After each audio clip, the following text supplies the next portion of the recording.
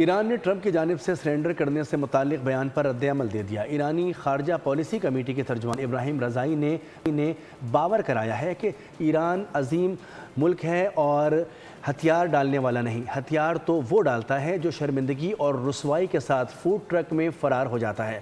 ادھر سابق ایرانی وزیر خارجہ منوچہر متقی نے کہا کہ اگر ہم صرف امریکی اڈے پر قبضہ کر لیں تو یہ دنیا کی سب سے بڑی سامراجی فوج کا فیصلہ کن انجام ہو سکتا ہے۔